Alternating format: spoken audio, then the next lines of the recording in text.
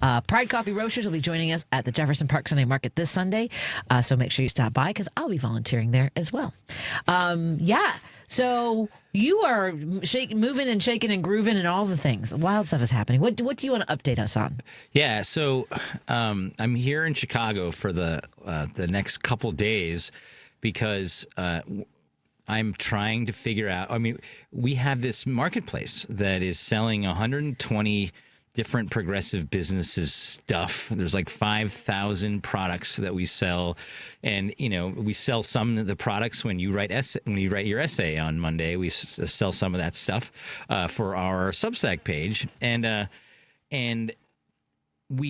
I've decided that if we're going to be the Amazon for progressives, which is what I've touted this website to be, if we're going to do that, then we need to fulfill the second part of that goal, which is to make sure that we're fighting for democracy and we're making sure that, that the folks who are fighting these battles on the ground, the resistance folks like in Broadview and in Chicago and Whipple in the Twin Cities in Minnesota, that we can help support them. And most of them are a generation younger or two generations younger than me. Hey. So I'm not I'm not the marcher at all. I'm the businessman, but I want to support that. And so I was like, we're going to give a portion of our proceeds from selling progressive goods to the folks who are on the ground and working hard. And I ask you to point me in the right direction of folks in Chicago. And in the next break, probably we'll announce we've made 2 partnerships today where we are going to give a percentage of our proceeds from selling progressive goods to the real folks on the ground in Chicago that are fighting against ICE, against all this crazy authoritarian, this non-rule of law kind of situation going on here. Well, and it's what's wild to me is I've been watching. I know that you're out of town, obviously here in Chicago rather than Wisconsin, and just seeing what's unfolding in Madison. Not far from where you have your own tap room. Where a man was, I guess, observed looking into cars. He was on his bike. I don't know if I recommend people watching. I feel like white people should watch the video, especially those who don't believe that this is happening. Well, tell me. I'd love to comment. Do I have some time to comment on that? Because I'm a 49-year-old white man, but I have been arrested twice and put in jail twice.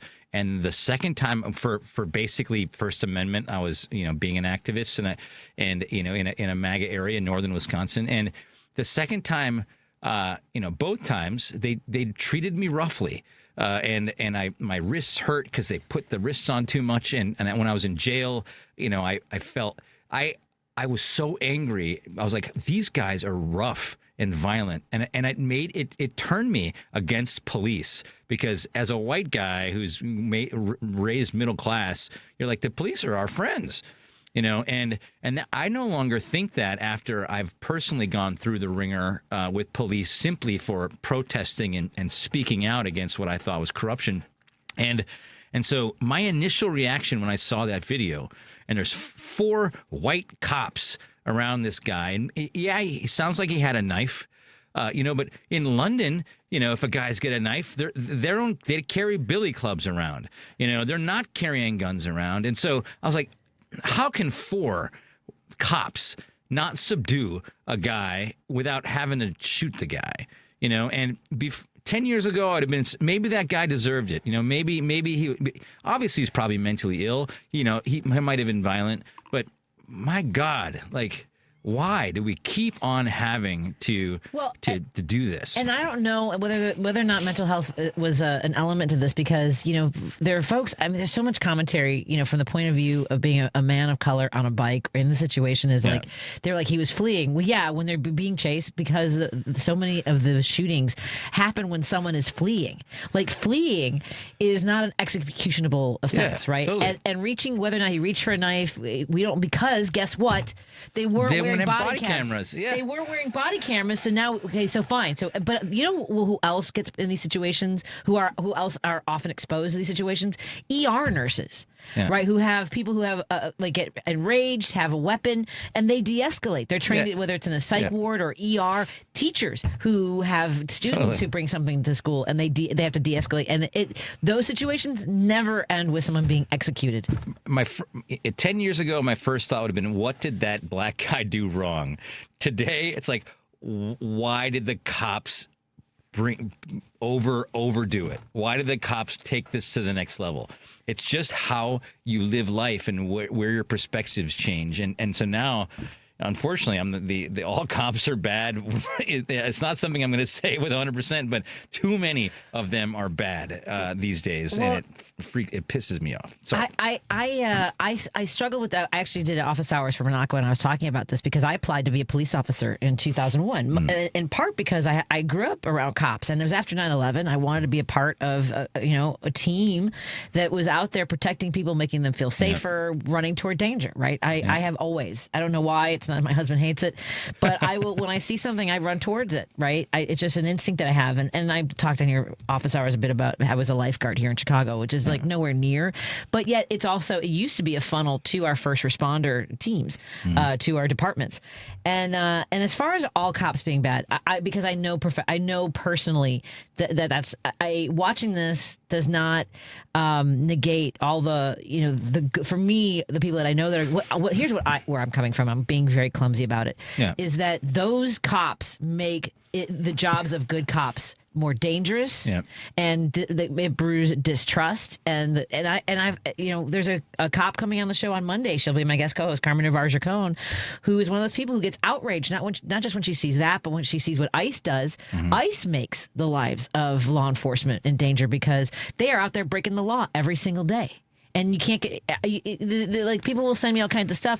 You cannot convince me that guys who are driving around masked in unmarked vehicles, and even Holman, Secretary, like he said, he doesn't even know if those cops in Houston and in Maine, in Biddeford, if they had their sirens and lights going. He says he doesn't know. And from what we can tell in the video, it looks like they're just driving him off the road, and they're trained that way. Yeah, and just to, I don't know who you have a large listenership, but the "all cops are bad" motto is definitely been lassoed. It's been used by this really angry it's ACAB, youth. Isn't it? Yeah, ACAB. I mean, it's like this. It's an angry subset of folks who are just done. And they're generally younger, and they've seen too much of the video, and ICE is driving that way. But it's a phrase that's used, and I'm obviously it's too far to one side. But because the alternative, like what happened in Seattle, is not the alternative either. Like these zones of cop-free zones. But the thing is, like, I've dealt with Madison cops. I mean, we have a tap room in Madison, and there was a homeless person that threw a rock on our windshield and broke it. And so they had to do an investigation and figure it out, and we had video, and they found him, and the guy that I worked with was super professional. He was a cop of color, and we're in an area that's primarily African American, where our tap room is, and he knows all the homeless guys, personally. So he just said he went to the guy, he knew who he was, and he went to him, and he's like, "Don't ever come there again, and we'll put you in jail if you do it again." But he's like, it's better just to talk to these guys than to throw them in jail, because it just uses resources and they're going to go back in jail. And he's like, just talk them off an edge or something like that, So that's my first experience with Madison. I mean, if any cops are going to be good in Wisconsin, they should be in Madison. I have, and believe it or not, I have friends who are liberals who are on the police department who love their job and hate so much of what happens that represents them. And try to be the good from within. And we should be hiring good cops and people with a good heart. But I also don't know what happens over the course of what they see, what they're exposed to. And there's also this mentality that I had a friend who was a cop. We haven't spoken in a long time, but he told me, like, basically, like, their job is to come home safe at night. Like, the rest of it, I'm like, well, that doesn't sound like what we paid you for. No. Like, I get that, and I want you to come home safe too. But if your mind is it's me or him, it's always going to be him. It's always going to be like when you're a hammer, everyone's a nail. Yeah. And you're going to go after and we've seen it over and over, and it feels like it's escalating. And I also feel like this is part of what I also wonder if this is part of what this administration wants, is sort of escalating the racism, the vitriol, the hatred towards each other. They want a reason, whether it's to declare martial law, to suspend our elections, which we both are worried about in the midterms after that stupid speech last week. Yeah. Oh, my God. Anyway. Hey, everybody. How are you all doing? Good times. Kirk's like, hey, let's talk about the good things about our business. How about that shooting, Kirk? Hey, I'm glad you went right into it, because I hadn't commented yet on our own socials, and I didn't really want to weigh in because there's just so much happening nationally. So much nationally, and it's like, geez, Louise, and I want to find solutions. I don't want to just wallow in violence, and negativity. But you're right. I did want to comment on it because I live there, and this just happened. So yeah, someone just messaged. Yes, my niece is an emergency PA northeast of Madison, Wisconsin. The stories can be crazy. They de-escalate all the time. Yeah, and that's the other thing too, is that I'll do some work, and I've done it before. I've done research on police departments and municipalities that dispense that send social teams, social workers, right? People who are there to de-escalate, whether it's a domestic violence situation, whether it's a homelessness situation, mental health crisis. Yeah. Because again, when you're a hammer, everyone's a nail, and if you're not trained in de-escalating, you're not going to bother with it. Plus he put the other cops. How close he was shooting them, I'm surprised the other cops weren't injured. Yeah. On top of everything else. Apparently, I don't know. Okay. I can see you get stabbed, you get hurt. You immediately see red, and you pull out your gun and shoot. And so in the heat of the battle, you never really know, but there shouldn't maybe be the heat of the battle. Like, just let the guy run until he's exhausted. Exactly. And then do you not have a car? He's on a bike. I know. It's like you can just just kind of control the situation, right? And stay your ground for a long time. Could you kettle him like they do it all the time with protesters? Exactly right. Like drive them into a situation where I don't know. How many tasers do you? This is 1,000% armchair quarterbacking. So, but let's take a break here. We're hanging out with Kirk Bangstead.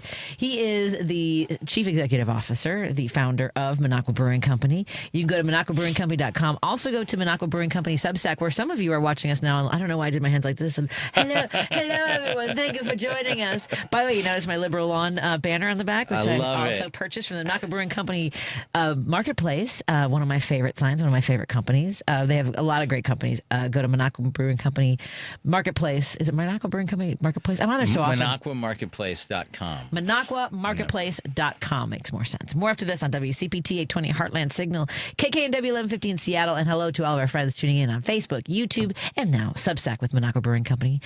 Please consider subscribing, sharing with your friends and family so they can join the conversation too. More in a moment. We will be right back with Kirk Bangstead.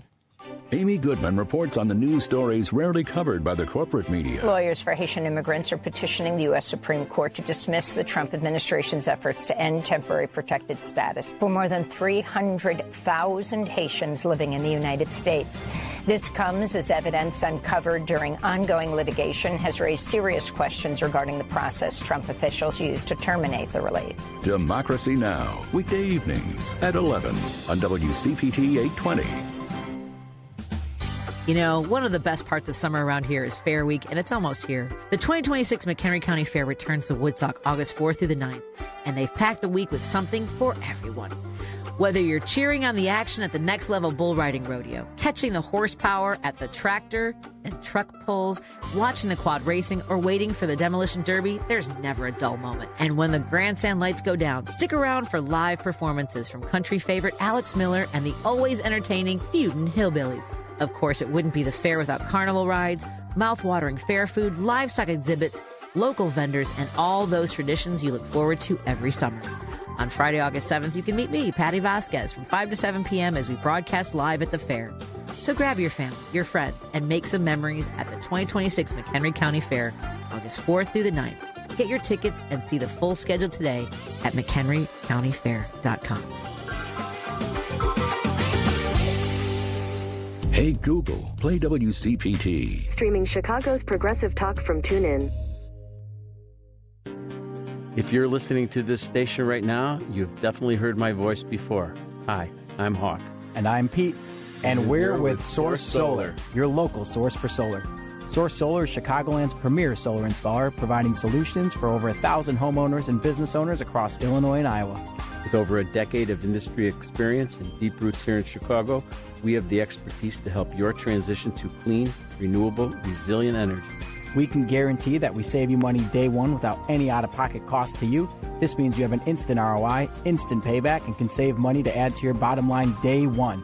At Source Solar, we source everything as local as possible, meaning we always carry the Made in USA sticker. Find us online at www.source.solar. Stop in our office at 5710 North Northwest Highway or give us a call at 773-985-3992. And don't forget to ask for Hawk or and Pete. You're listening to Driving It Home with Patti Vasquez. Hey, everybody. Thank you so much for joining us as we continue our drive home here with the founder, the chief executive officer, the mastermind behind Minocqua Brewing Company, Kirk Banks, that joins me in studio. And I often, every Monday, write for Minocqua Brewing Company on Substack. He also has a marketplace, and we want to talk a little bit about what this entire endeavor is building toward. So go ahead, Kirk, take it away. Yeah, so when Trump was elected, I was just, I was gutted like everybody else, and I started reading and about resistance movements.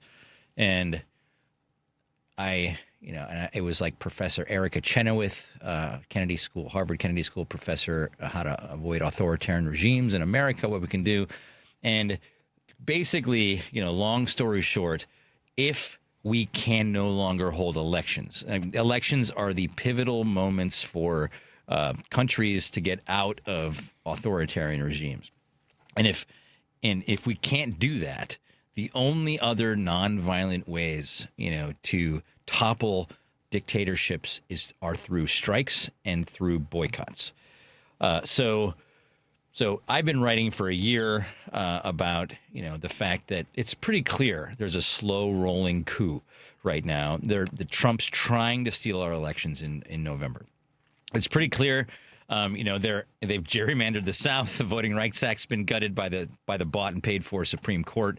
They've raided Georgia, and they're going to probably find stuff that says that the Georgia did things wrong, and they're going to try to federalize Georgia, and they're going to probably kick people off the voter rolls because they've got the voter rolls from the red states already. They're trying to get them from the blue states. It's very easy to just find the Democrats in the voter rolls and kick them off, even if it's illegal, but they'll do it, and then there'll be too much chaos before the election to get them back on. There's a slow rolling coup. There's it's gonna be chaos.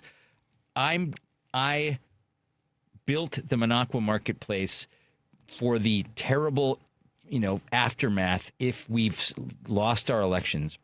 This tool, if we kind of take it to the nth degree, it's very minuscule now because I don't have enough money to build an Amazon for progressives. But the tool itself is a way to collect progressive companies to be able to boycott the companies who have donated to Trump's regime or support MAGA. And boycotting can't happen unless it's easy and cheap and you can get substitute products like toilet paper and shampoo and toothpaste and everything. And so the goal is not necessarily for Kirk to make a bunch of money by selling Trump, paraphernalia, right? Which is a lot of what we have on the site now. The goal is to be able to provide, good substitute products so people can boycott en masse. And so that's the purpose of this whole thing. And it's unfortunate that I can't realize it because I just don't have enough money. So we're going to sell stocks on a crowdfunder through WeFunder in September so that I can raise enough capital to be able to grow and partner with larger companies to provide all this stuff. That's exciting. But in doing that, and the reason I'm here in Chicago right now is like, if we're going to become the boycotting tool and help a bunch of progressive businesses out, we need to fulfill the second part of it is who's on the ground fighting for our rights and fighting for democracy. And it's a bunch of these nonprofits in both Chicago and the Twin Cities who you helped me partner with. And so that I'd love to announce who I just partnered with today. I don't know if there's a commercial or something. Yeah, let's tease folks with that. And first, and before we do that, somebody else who is also committed to making sure that organizations throughout the Chicagoland area and beyond are doing well. He supports work like the work that the Banner Foods is doing. They have a walk coming up in August or September. Warren Price joins us from Niagara Falls. Warren, are you there? Yes, can you hear me? Oh my goodness gracious, that's echoey. It's not too bad, but it's echoey. Are you broadcasting from your bathroom? What is that? No, I'm in the kitchen of an Airbnb in Niagara Falls. Okay, can you? Maybe we'll try the living room when we do this on Saturday morning. Tell folks Yep. Or the bathroom. Don't do the bathroom. No, I can hear you. Hey, Warren, tell us about the walk coming up for Banner Foods. On September 13th, there's a charity walk for raising money for the Walk for the Parks.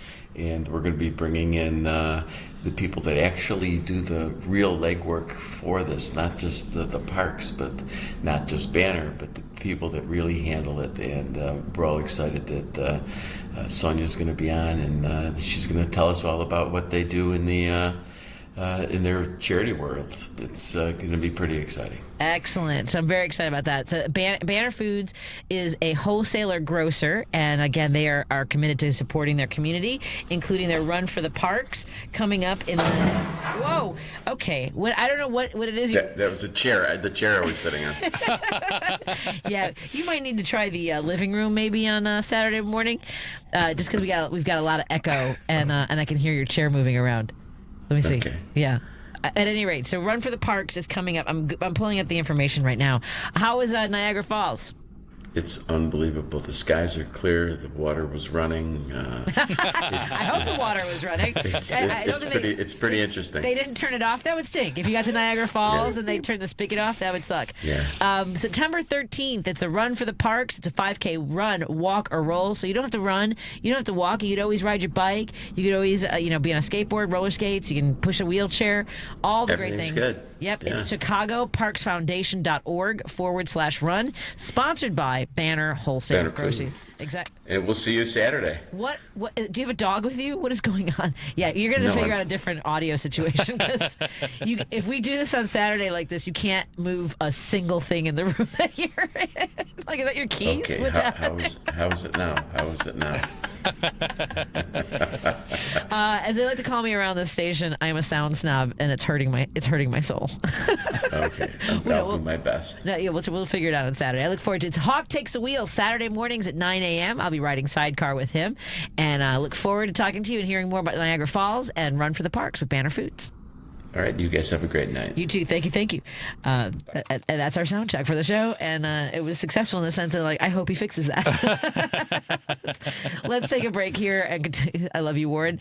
Lady B, let's open up the phone lines if we can, if we've got a chance, and let folks give us a call, and we're going to find out which organizations Kirk Banks and Minocqua Brewing Company is teaming up with to make sure that those who are battling, here's the thing, I shouldn't even be a fight, but supporting people in our communities who are at the tip of the spear when it comes to being targeted by ICE and this administration. More with Kirk Banks when we come back on WCPT 820 Heartland Signal, KKNW 15 Seattle, and our friends tuning in digitally like Facebook, YouTube, and Substack through Minocqua Brewing Company. Is it Times? Is that where we're broadcasting? Yeah. Live? Yeah, Minocqua Brewing Company Times. I do work for you, so I should probably know what that is. So we'll figure it out. You're listening to WCPT 820. Here's the latest Chicago weather update. I'm meteorologist Ray Miller in the Weatherology Weather Center. Cloudy skies tonight with temperatures in the mid-60s. Southeast winds at 5 to 10 miles an hour. Sunny Friday with high temperatures near 80 degrees and southeast winds at 5 to 10. Saturday, partly sunny with high temperatures in the mid-80s and southwest winds at 5 to 10.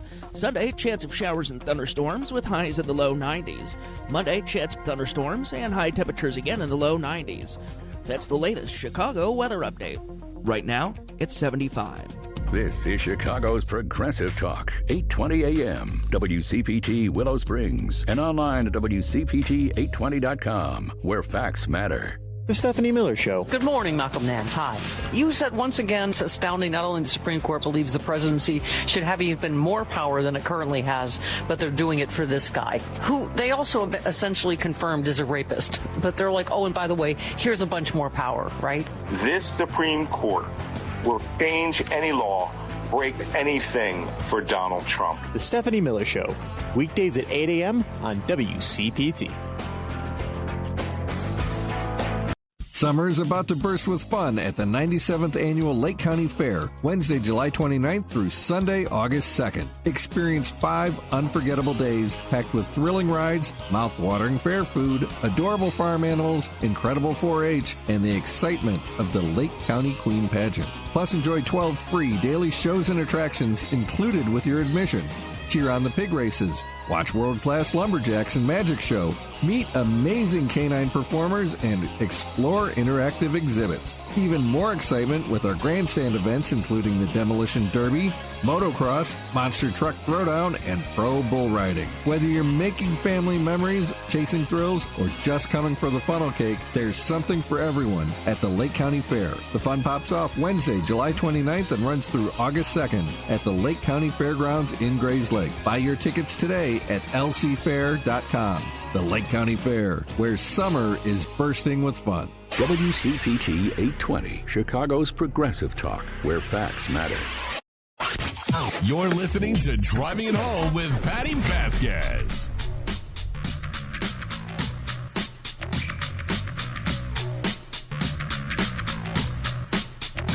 Thank you so much for joining us. We continue our conversation here on WCPT 820 Heartland Signal and KKNW 1150 in Seattle. Hello to our friends tuning in digitally, including our podcasts, which are all available at heartlandsignal.com.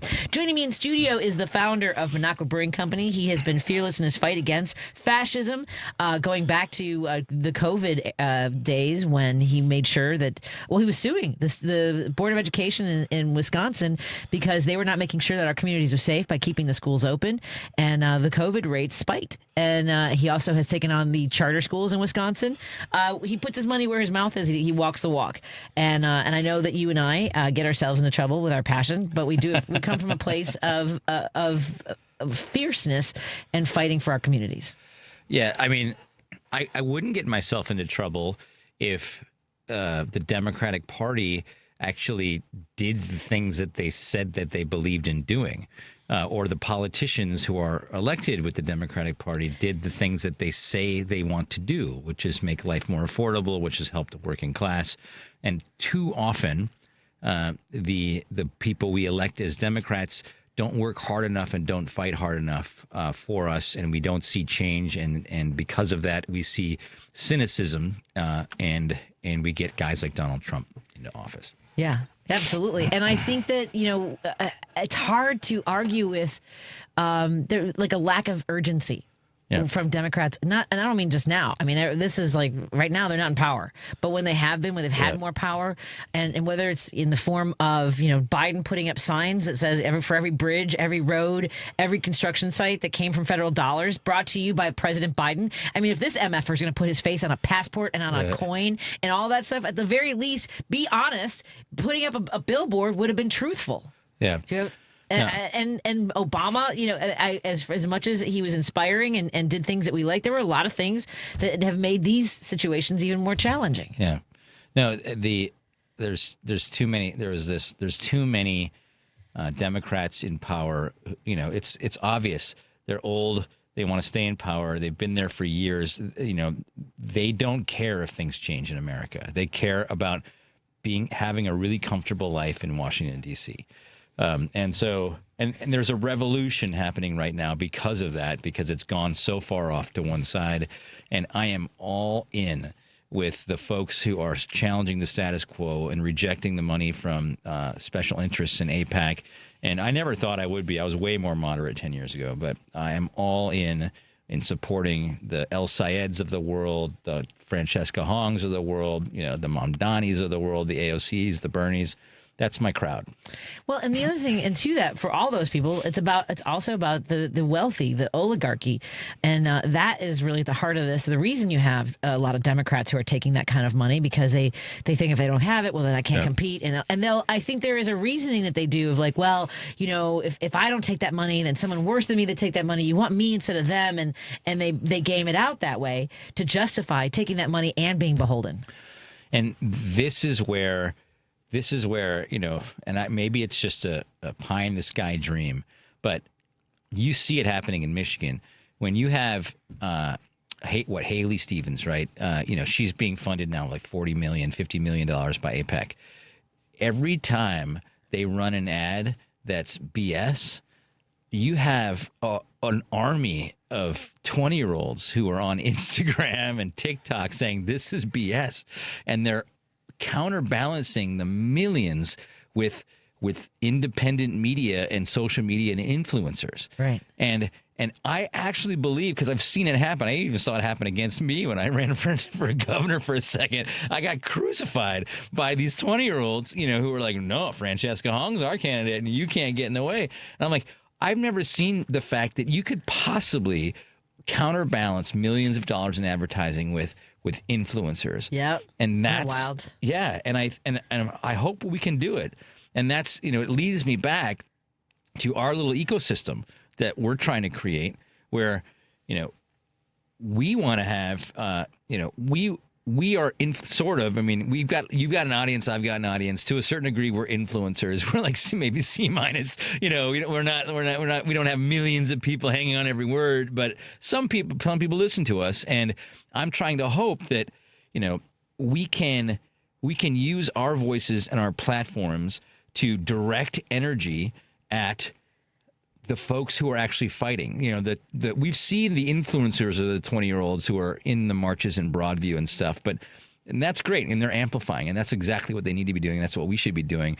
But the folks who are actually doing the fighting are some of these groups you introduced me to in the last week that I just met today. And tell us a little bit about those the partnerships, or at least the benefit with which we intend to direct towards them. Yeah, so we've just made substantial donations today to the Illinois Coalition for Immigrant and Refugee Rights, which is a coalition of over 100 organizations that are all doing different things to fight ICE and to counterbalance people getting disappeared, to counterbalance the the absence of due process, all the things that we're seeing on video.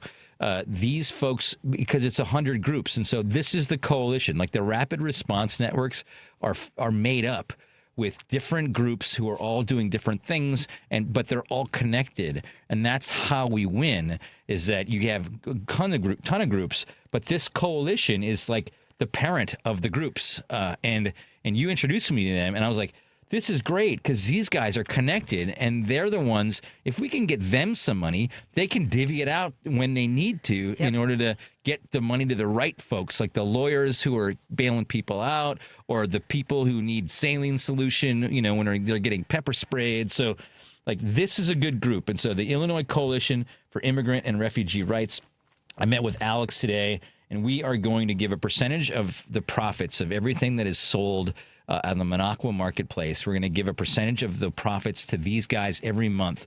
And if we keep on selling more stuff, we can give them more money. And that's something I'm really happy about, because I care.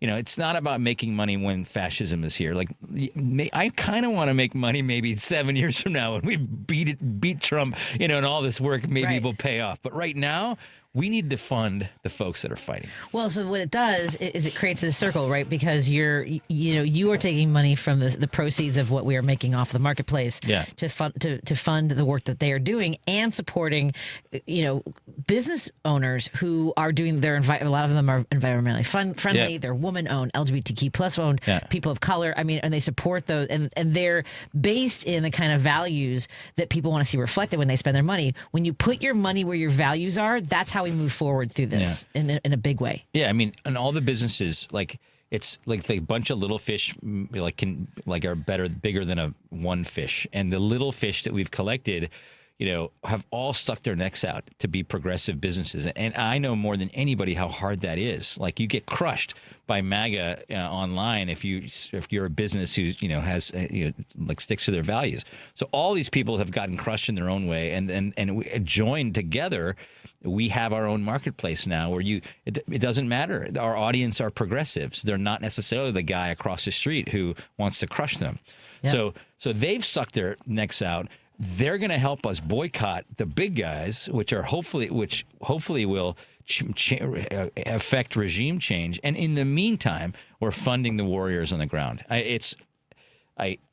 If it works, it's like it's all minuscule right now. But to me, in my little beer-soaked brain, it really works. Like, the idea works. Well, it's kind of like a digital Main Street, right? Where like remember in It's a Wonderful Life when Jimmy Stewart's talking about, like, look, your money isn't here. Your money is in your neighbor's mortgage, in Martini's bar, in the grocery store, in the community of business owners and lives, so that we can all be in this together. Right. It's a little bit of that. Let's take a call from Jeff. He wants to talk about the marketplace. Jeff is calling from Elgin. What's on your mind, my friend? Hey, thanks for bringing up It's a Wonderful Life. Love Frank Capra. That's amazing. Good job. You're on the right page. I just got to say, I had friends that were out of town on vacation, and I was cat sitting for them, and they brought me back a 4-pack of Minocqua that I haven't dipped into yet. I'm keeping it for later. And it's like a smuggling thing across the Wisconsin border, getting it back into Illinois. But they also brought me back a great shirt that says "Drink beer, don't be racist," and it's so soft and awesome. So I love it. You guys are great. Thanks, man. So with the marketplace, look at equity crowdfunding. That you guys can raise a significant amount of money just from shoppers. Who have then a vested interest in the continuation of the marketplace.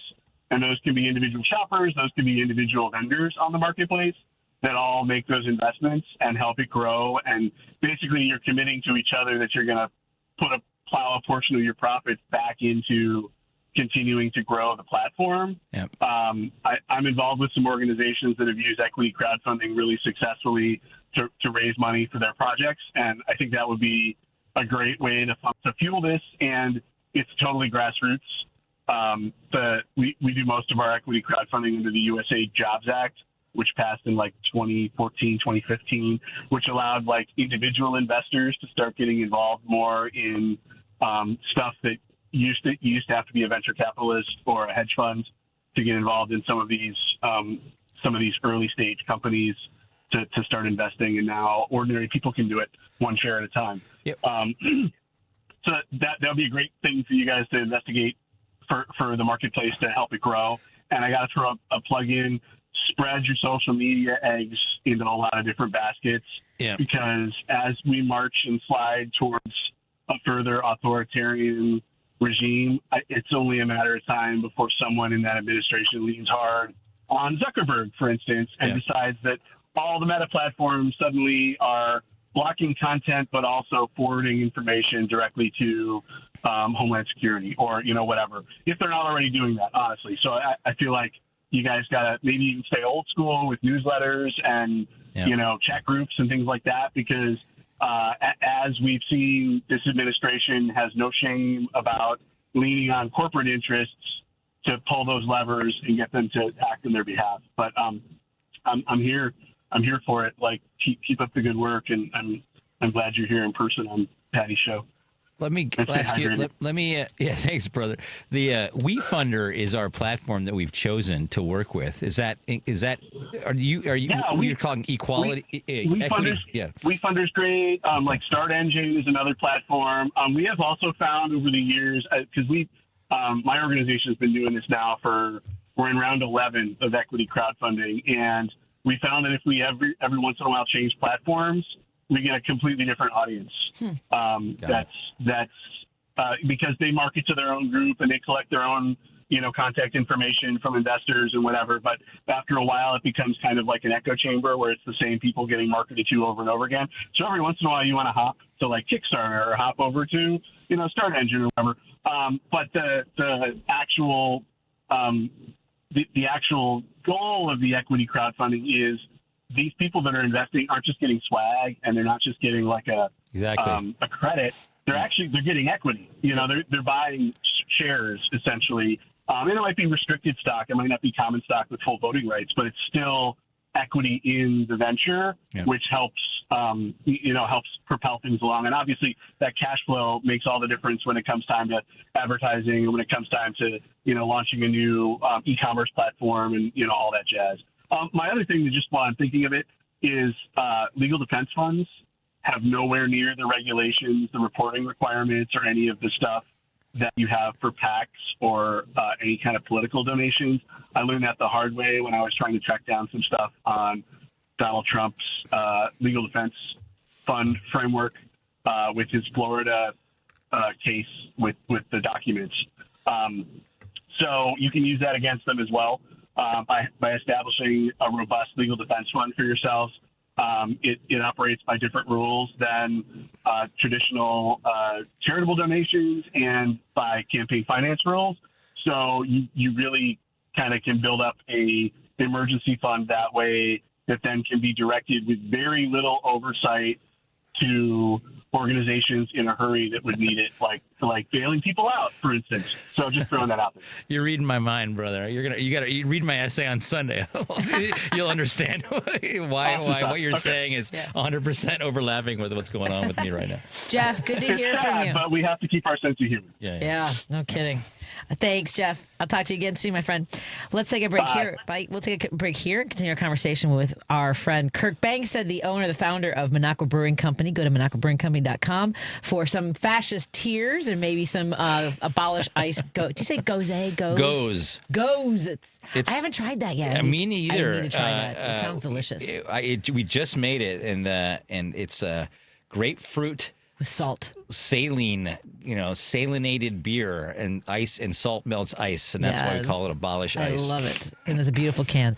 Thank you so much for joining us. We continue our conversation here on WCPT 820 AM, KKNW 1150 AM, and our friends listening digitally or watching digitally on Facebook, YouTube, Minocqua Brewing Company, Substack. Please subscribe and share with your friends and family so they can join the conversation too. More in a moment. We will be right back, and we'll take your calls and texts. I do have a text I want to get to saying I sound like a Republican, and I hear you, and I will talk about that when we come back. This is WCPT 820, where facts matter. You're listening to Driving It Home with Patti Vasquez. Well, that was fast. Let's come back to this. So, yes, Texter is disappointed in some of the things that I was saying. I was you or both of us. My guess is both of us, because I was also saying I need look, where I'm coming from, part of where I'm coming from is, one, I think there were opportunities along the way for universal health care, for abortion to be codified, for a lot of things along the way. And I think that the money has played a big part of that and ways in which people rationalize it. Now, I mentioned in this text, I ran as a Democrat again, and I ran because I believe that, people think that, like the woman who won the race basically did the I'm the only one, said that she was the only one that could protect women in the cases of rape and incest, and called me a disgusting extremist. Yeah. And it wasn't even a independent expenditure. It was from her campaign. Yeah. She weaponized the trauma of rape survivors, of homicide survivors. So I made that, and I don't think that's an exception. There are people who want to stay in power at all costs, and they will cannibalize good Democrats. I'm with Kirk in the sense that I am with Elizabeth Warren and Joel Ossoff and Tellerico. I mean, there's so many. There are Democrats who reflect the values and the way I would want this fight to be fought. Corporate Democrats, which we're talking about. I think that there are, and this whole idea of like labels, it's tough, right? Because I told a DSA member years ago, over a decade ago, I go, look, this language is going to hurt. He was like, no, young people get what that means. I'm like, so not me. Yeah. I mean, I know what you mean, but when you're explaining, you're losing. Yeah. If you have to say, well, not socialist, not socialism, and I appreciate it, and I agree, but also language matters, and Democrats often suffer from messaging, and apparently. I'm stuck, right? Like if I just go along and just act like everything's fine on my side of the line, then I'll go crazy. Yeah. Right. And I think demanding more, and it's tough because I have a platform, but I know that I'm also reflecting the frustrations of other Democrats and liberals and independents, for that matter. Yeah. Right. Who would love to join Democrats in their fight, but just go, I can't deal with this. I can't deal with that. And I will tell you this. I am fed up with conservative Democrats who are like, don't talk about trans issues, and that's why we lose. And you're like, oh my God, this is we're not the ones that bring it up all the time. By the way. Yeah. We are responsible in defending people who are being targeted, marginalized, and during the Holocaust, people with disabilities and trans individuals were the first ones who were targeted, which is happening right now when they go against the Olmstead Act, when the DOJ says we don't have to enforce that. And by the way, Democrats never did anything when it came to protecting people with disabilities, because in order to have those services, a disabled person cannot have more than $2,000 in assets, and nobody did anything to fix that. So, yes, come at me. John Ossoff, thank you, Vampire D. Vampire Hunter D. You went through your journey, and, 6 years ago, I was running a brew pub, and I wasn't saying anything about my political leanings because I just wanted to do what I was supposed to do to have a successful business. And I was the most bright-eyed, bushy-tailed Democrat ever when I leaned in during COVID and cared. And then if you live and breathe politics every day of your life and you try to beat the system that's already in place and try to do more. I tried to do more. I sued to get rid of voucher schools. I raised money to sue to get rid of to get Trump off the ballot in Wisconsin. Governor Evers, a Democratic governor, blocked my lawsuit to get rid of voucher schools, and he's supposed to be the education governor. But guess what? He's funded by he was funded by the voucher lobby. And so, and I found out that by Kelda Roy's. And then, I've helped switch the Wisconsin Supreme Court 4-3, to a majority liberal court, countless time. They've kicked the ball down the field, or kicked the ball down to the curb about gerrymandering. We could have had a balanced Congress. The level of fear and cowardice in terms of the Democrats that are running, at least Wisconsin, I don't know that much about Illinois, is shameful. I'm a true activist at this point, and I think I almost have to leave the state. I'll talk a little bit more about why that's going to happen on Sunday. But the level of cowardice and no strength has turned me away from this side of the Democratic Party. I will never leave the Democratic Party. But we have to change it. Part of, and I get where people are coming from, because we're in such a treacherous time right now. Let me get to our callers. Let's get to Jim on line 1. Hey, Jim, what's on your mind, my friend? Hi, Patty. And Kurt, you have to be delighted with your baseball team up there. But I'm equally delighted. We've got anyway, we've got the Pope behind us on the Chicago White Sox. Malort and Savior. Oh, yeah, nice. Yeah, and I'm sure it continues in his prayers. They're having a fabulous season. But anyway, I called because 65,000 souls are in ICE detention around the United States. Now, you were talking about errant people using guns and so on. Imagine the guards in these prisons. And they're insisting on opening Guantanamo again, the Virgin Islands. They picked up 43,000 people in June alone. Now, these are human souls that the Statue of Liberty, we've all seen the Statue of Liberty. You come and we'll help anybody here. But my point is, living on the west side of Chicago, I have never been accosted by an immigrant in my life. You know what I mean? Yeah. I've been accosted by a lot of people, but not an immigrant. And my right-handed God, I'm up there in age. And when they talk about the criminals and the bad criminals and all that, I just laugh at it because that's not true. It just isn't true. You might get one immigrant that runs afoul of the law, but think of the majority of immigrants that don't run afoul of the law. But the torture, but think of it. ICE is bad enough. What are these maniacs in the prisons doing to these people? Yeah. Can you imagine that? I know. There's no cameras. Yeah. Yeah, there's nothing. I think 40 have died. A couple have been left in the out in the street to die. Yeah. I know. No medical attention. I mean, it's what are we doing here? No, but what are we doing here? Well, how did we get here? Hey, real quick, you remember Sean's last guest? He was talking about nuclear holocaust. Saudi's going to get Saudi's going to get a bomb. Iran's going to get a bomb. Everybody's going to get a bomb. And Trump started it. I mean, they must have war gamed this out. Yep. But that's where. I mean, this might be all mute points, and we might be blown to smithereens before we even get anything done.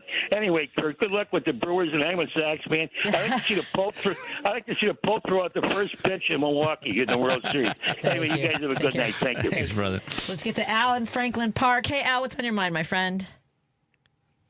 Hey, Al. Oh, 1 second. Am I on? Hey, yes, go ahead. Oh, there we go. Hi, good to talk to you.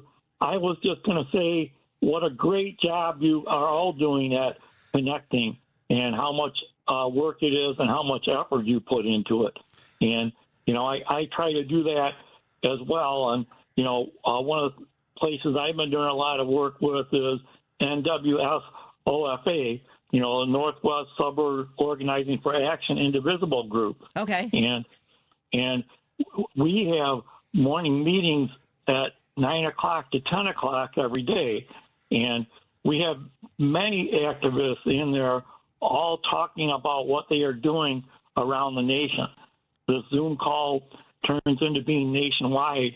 And we have, like a lawyer in Florida. We have a couple of people from Indivisible in Central Illinois. We have people from Las Vegas, California. Awesome. All around.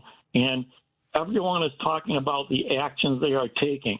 And we have groups that are working on gun control, messaging.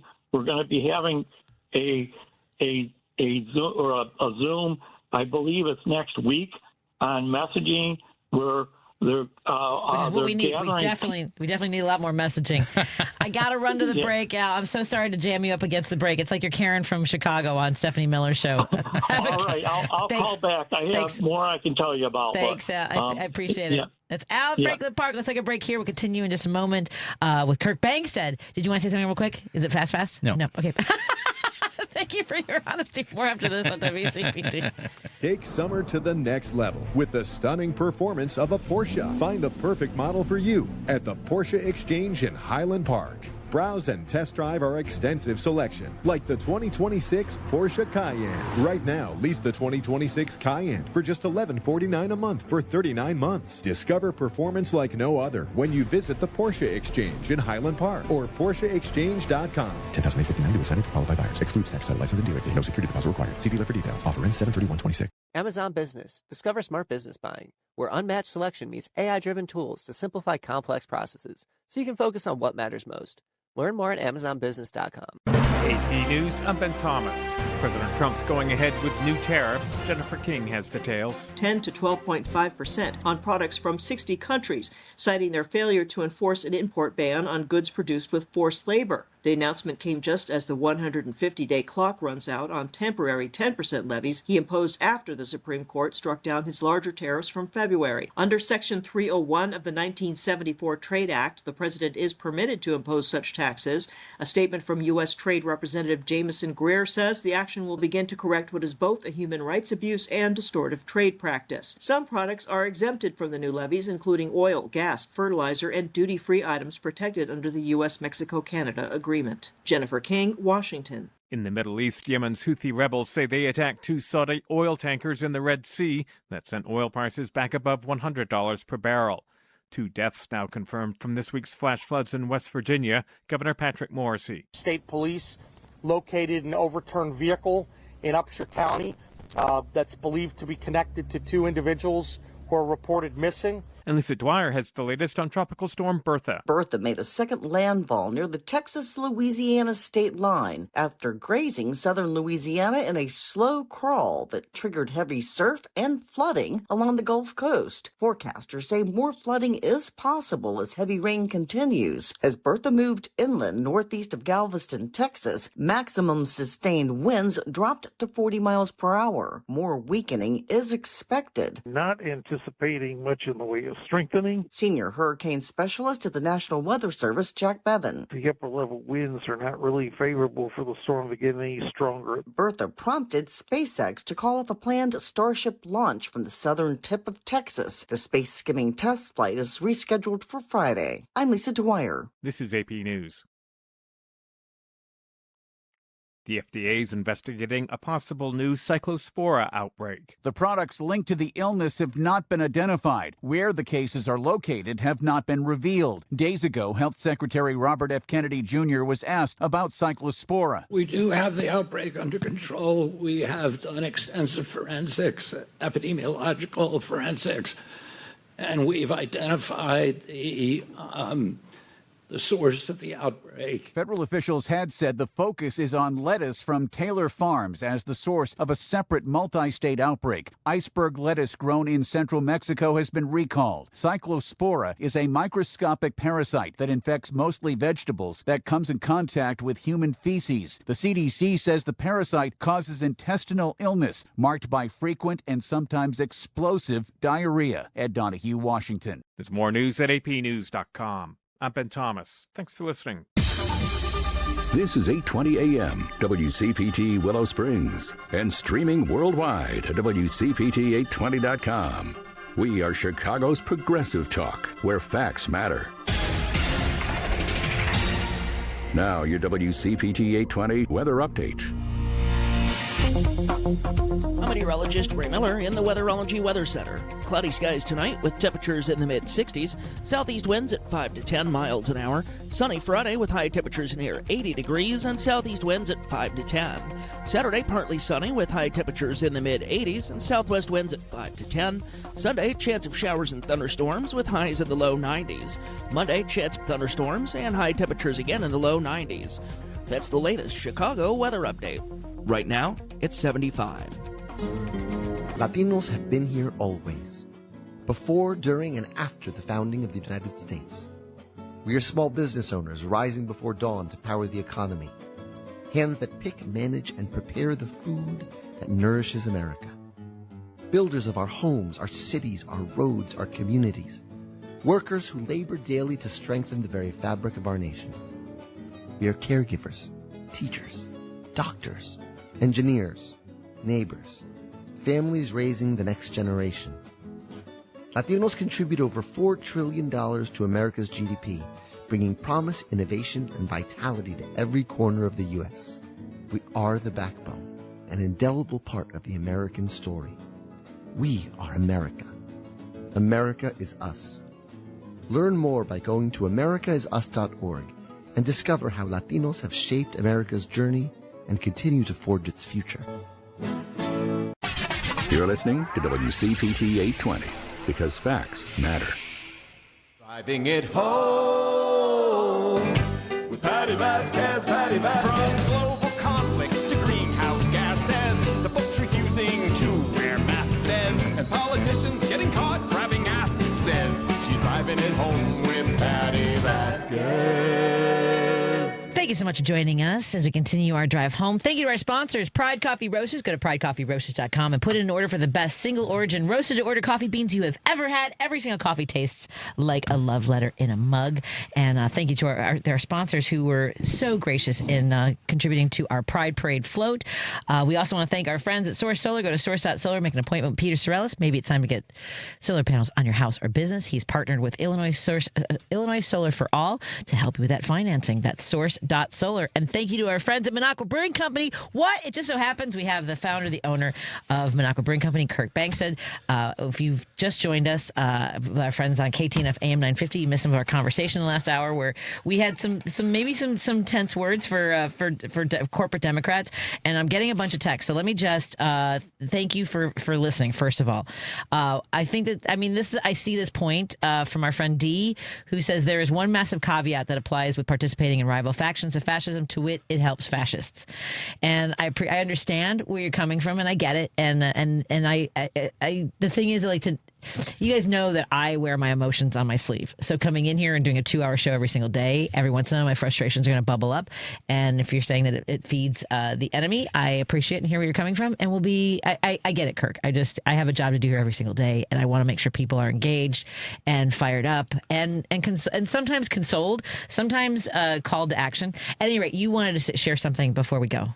Yeah. Well, first of all, you can't if you're not fighting from the inside of. We're not saying we're going to come and destroy the Democratic Party. No, I'm saying I want to help fix the Democratic Party so we refocus on what's important, which is helping the working class. So of course we're going to work within the system to try to change the system.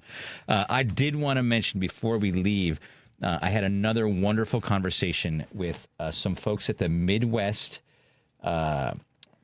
The Midwest Immigration Bond Fund today. And these guys raise money to bail out immigrants all throughout the Midwest, like Wisconsin, Illinois, Minnesota, Kentucky, Indiana. And they do the hard work of getting people who have been disappeared undisappeared. So we met with them, a woman named Alejandra today, and we're going to start donating to these guys as well through some of the profits of what we sell in the Minocqua marketplace. So if you want to help both the Midwest Immigration Bond Fund and you want to help the Illinois Coalition for Immigrant and Refugee Rights, you can do that by donating directly to them, which you should do, or simply buy stuff from us, which is like toilet paper and toothpaste and stuff from I got my progressive charcoal companies. dental floss coming soon, by the way. But I wanted to mention that because we're making some great inroads with some great groups here in Chicago that are really fighting in the front lines, and they deserve to be recognized and they deserve to be funded. Thank you so much, Kirk, and thank you so much for joining us in studio. Coming up, we have interviews with Steve Dolder and Mitchell Berman, and I just want to sign off with Al's thoughts. Let me close with there's so much to do, and we all have to do something extra. Thank you, everybody. I will talk to you again later. Thank you, Lady B. While retinitis pigmentosa takes Mark's vision, his family gives him hope, whether at the family business or at home with his wife and sons. He knows he's not fighting alone. For 50 years, the Foundation Fighting Blindness has funded research into treatments and cures for blinding retinal diseases, providing hope to people with vision loss. And for Mark, winning the fight means being there for his family. The Foundation Fighting Blindness. Together, we're winning. Help us end blinding diseases at fightingblindness.org. Behind every meal are the efforts of our farmers and farm workers, whose work feeds our families and powers our communities. For more than 30 years, AgSafe has supported this industry with the knowledge and resources needed to keep workers safe and thriving. We partner with agricultural employers to strengthen safety practices and provide hands-on training. Safety isn't paperwork. It's people, community, and peace of mind. Learn more about our work at agsafe.org. Sponsored by agsafe.org. You're listening to WCPT 820 because facts matter. From city streets to political beats, you're driving it home with Patti Vasquez, where progressive talk fuels the ride. Thank you so much for joining us. We continue our drive home on WCPT 820 Heartland Signal, KKNW 1150 in Seattle, and KTNF AM 950 Minneapolis, St. Paul. And, of course, all of our friends who are tuning in on YouTube, Facebook, and now Minocqua Brewing Company's Substack. Please consider subscribing. And when you do, share that with your friends and family so they can join the conversation, too. We also want to thank our friends who are listening in the future times, like our friends from Politics Bar Call You, on our podcast available at heartlandsignal.com, where you'll also find our incredible newsroom catching the stories that shape reshape our democracy. Again, that's heartlandsignal.com. Hey, folks, you know that I spent a lot of time driving to and from our neighboring state, well, my neighboring state, and here in Illinois. We went up to Wisconsin, and they have a term for us there, so I decided to lean into it. I created a group called Fibs for Wisconsin, and we went door knocking for, of course, Vice President Kamala Harris and Governor Tim Walz. And then we went back for some of the Supreme Court races, especially when Elon Musk decided he needed to get involved, and that's been investigated. And apparently there might be charges. But at any rate, I got to meet a lot of great folks doing incredible work in southeastern Wisconsin. Southern Wisconsin. Spent a lot of time in Walworth and Racine, in Kenosha, Rock County. And one of those folks is joining us right now because he has taken on the challenge of running to represent his communities. But this is State Senate District 11, Southern Wisconsin, a seat that Steve Nass held for years. He's retiring, so this race is wide open, and the whole chamber in Wisconsin is close enough that a district like this one could tip control, where GOP has held some power for quite some time. When Washington cuts Medicaid and food assistance and ships a bill back to the states, whoever wins this seat is one of the people who decides what Wisconsin does about it. And my guess is one of the two Democrats running in the August primary. Steve Dolder has spent his career in a racing classroom teaching science, and he also told me he also has done computer science. We'll talk about that perhaps. He led the Racing Teachers Union, and he spent decades pushing for clean energy and clean government. Steve, first of all, I'll tell folks that we had to redo this because I had a little bit of a tech issue. So thank you for your generosity of time. Thank you, Patty. I really appreciate driving with you here on WCPT. Oh, we're glad to have you. And this is, folks won't know this, but we didn't have the video, so now I get to see you, so it makes better. Makes it much better. What I'd like to know, and I should have told you I'm going to ask you a bunch of different questions. Tell me a little bit, like growing up, was your family politically active? Like when did you start getting engaged and wanting to roll your sleeves up? Well, my dad was a union carpenter. I grew up with a hammer in my hand and not a silver spoon. He was strong union, and I actually grew up in Sheboygan County in rural town of Wilson.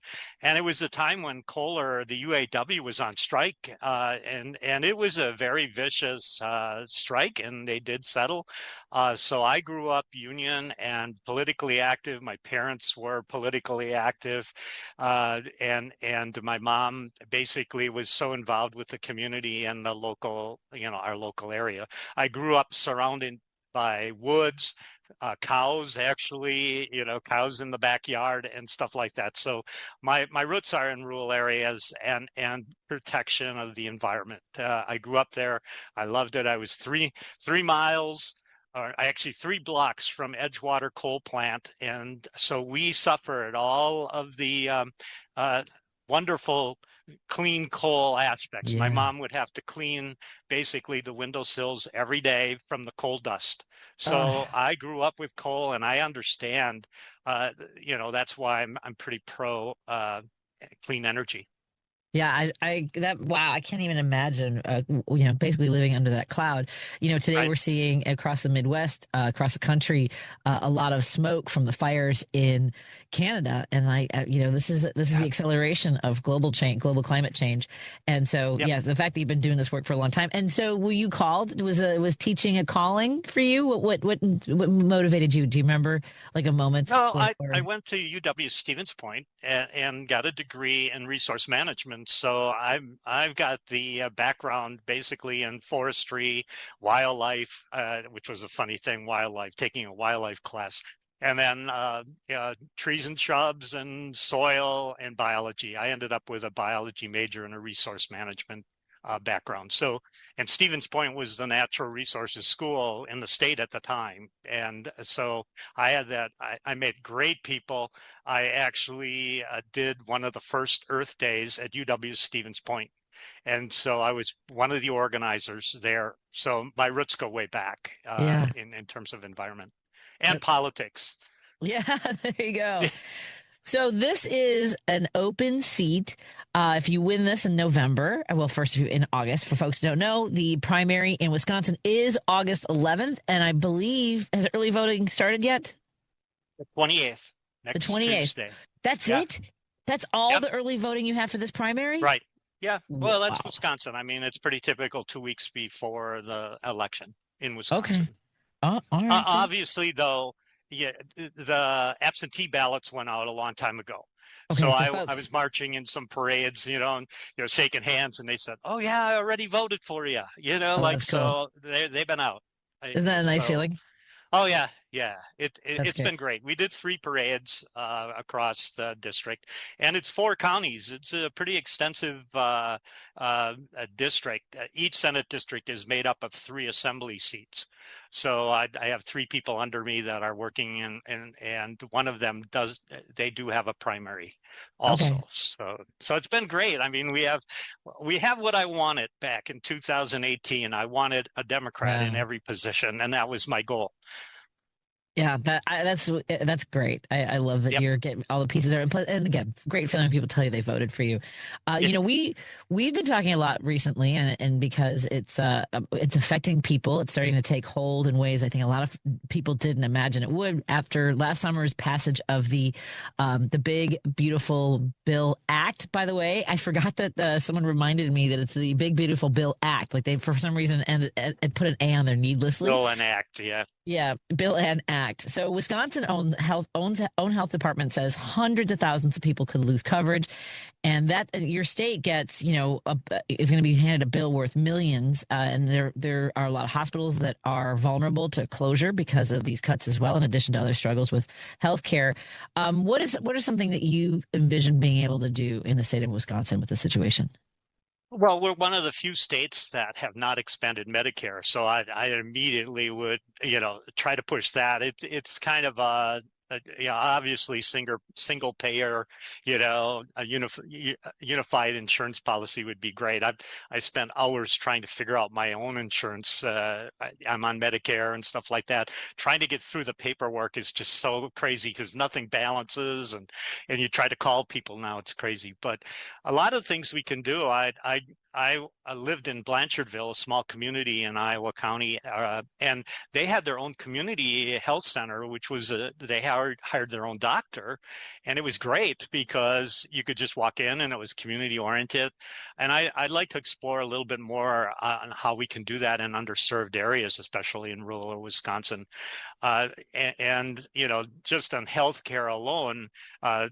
We need more doctors, especially doctors that want to serve in rural areas.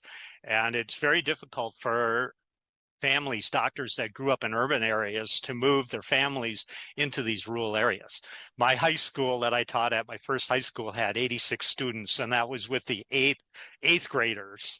Yeah. And I taught all the science except physics, so I learned a lot how to do everything in my head quickly, rather than write it down, because I didn't have time. Wow. 6 different preps every day. And so, but again, these rural areas are underserved, and doctors just don't want to practice there. And not so much the doctors themselves, but their families. And we need to make sure we have incentives for doctors to move in those areas. So I've got lots of ideas. I'm a science guy, trying to make things work and getting things done are basically my motto. And that's fantastic. And I want folks to know, because we do have a lot of listeners in Wisconsin, and thank you. Hello, my friends. Sure. For folks who might want to know, because a lot of us, unless you're really engaged, aren't necessarily familiar with what district we live in for our state legislature. So tell folks a little the area that District 11 encompasses. Okay, there's 33 Senate districts, and half of them are up at this election. And it's a new map, actually.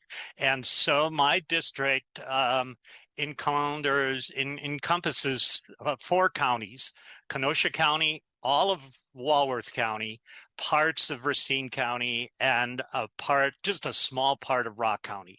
And it's drastically changed from 2024 when I ran last time, because it went all the way to Beloit and Janesville, and not very much of Kenosha, and not anything in Racine County. So the whole Wow. The constituent thing has changed. The map has changed dramatically, and unfortunately, more Republican than it was before. But Yeah, I did manage to get 44% of the vote last time, and that was amazing. Knocked on doors and did a lot of work. And people are, who knows what's going to happen by November.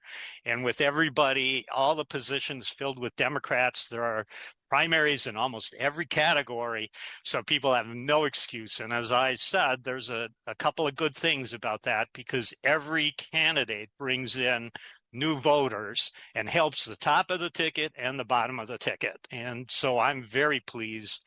We're going to see what happens actually in August 11th to see how many Democrats get out there and vote. Yeah, we got to get folks fired up. For anyone listening in Wisconsin and those areas that Steve was telling you about, make sure you check your voter registration, talk to your friends, make a plan for all the things, voting and getting out the word. So we were talking about how the scope of the district demographically. When I was in Elkhorn, I remember meeting the folks that own a Mexican restaurant, some of the Latinos in the area. Tell us a little bit about the immigration population and what they're going through right now with and you also in Wisconsin, I don't know where the detention center is, but I know that you also are receiving detainees. Yeah, it's interesting. Wisconsin's a dairy state, and when I taught in Argyle, a lot of my students were farmers, and they would get up at 5:30 in the morning to milk, and then they had milk 3 times a day, and essentially go to school, go to football practice, come home and milk again. And it's a very, very difficult lifestyle, and it's hard to find workers, and it's 24/7, 365 days a year.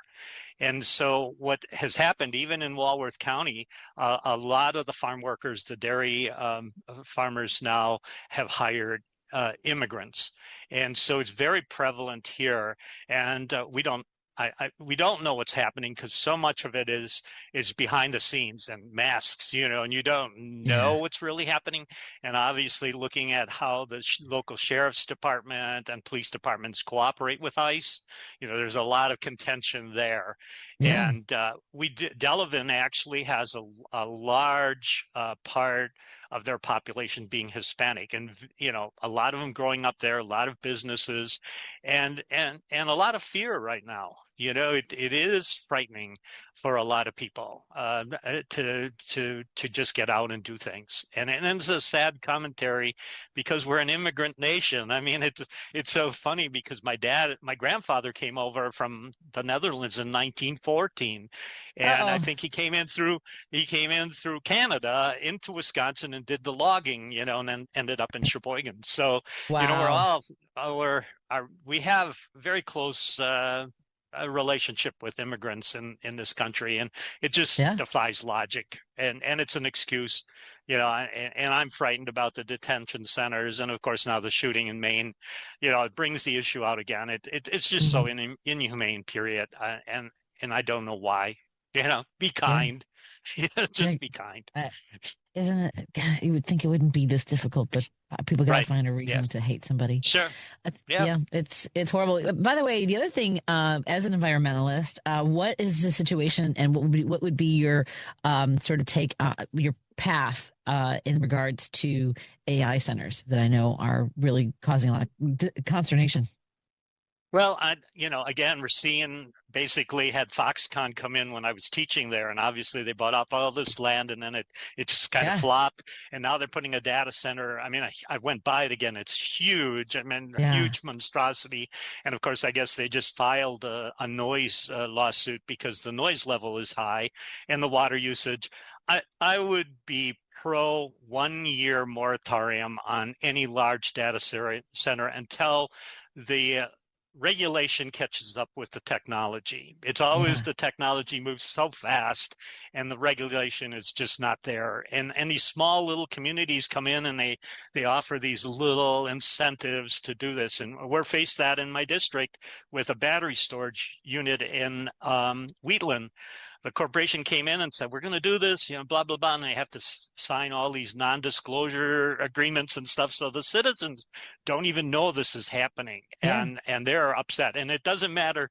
One thing I found, it doesn't matter if they're a Republican or a Democrat, they're upset right now. And I think we found a common issue to try to deal with it. But I would be pro moratorium, just like New York just passed. One year, let's get our act together before we allow these things to happen. And we're right on Lake Michigan, and they want to take the water, out of Lake Michigan and put it back in. Hey, hotter. They got to come through us too. You got to come through us too, boys. Yeah. So, I mean, it is crazy because every day there's a new issue to deal with. It's not simple, and even with daycare centers in Wisconsin, I don't know if people are familiar with the fact that the subsidizing of daycare centers in Wisconsin, the state legislature did not pass the continuation of that, and it expired June 30th.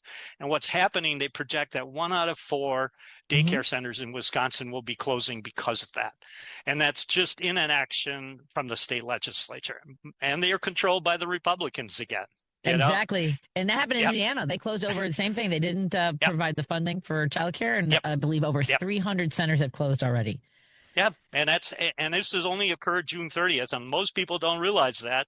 Same with the stewardship plan in Wisconsin, the Knowles, Knowles Nelson Stewardship Fund that's been in place for 40 years, where they put money in there and buy lands to buy land for parks. That expired June 30th. For the first time in 40 years, there's no funds to buy land for parks in Wisconsin. Wow. So again, and I put that at the feet of the Republican-controlled legislature right now. That's that wild. may change. Yeah. Let me give you a minute to a minute and a half to tell the voters of District 11, folks. Check out where you're registered to vote, who your legislators are in Madison. Steve Dolder, who is running to be the state senator for District 11, give us your platform speech and why they should vote for you. Well, number one, Wisconsin has a progressive tradition. Fighting Bob La Follette came from here, and we did so many first things in Wisconsin. We were the first state to have kindergarten, the first state to have workers' compensation. There are so many firsts in progressive. We actually had 3 socialist mayors in Milwaukee that did so much for the working class in Milwaukee, and again, I would like to continue that tradition of doing things that will help the working people and make it more affordable to just live. The Urban Institute study that just came out is that 25% of the people buying groceries now aren't paying off are using credit cards and can't pay off their bill on time and dipping into savings just to buy groceries. We need to help the working people and not the billionaire class. And I'm looking forward to see what we can do in Wisconsin to basically help that situation. And I'm going to be fighting, as I said, my model is making things work and getting things done for everyone. And that's why people should vote for me August 11th for the Democratic Party. And then we're going to come out swinging. And that is Dolder.com. Stephen Dolder, running to be the state senator for District 11. That's DOELDER.com. Is anywhere else you want folks to learn more about your campaign or events coming up? Actually, you can go to the League of Women Voters. They actually have answers to the questions that they presented, each candidate, and it's vote411.org.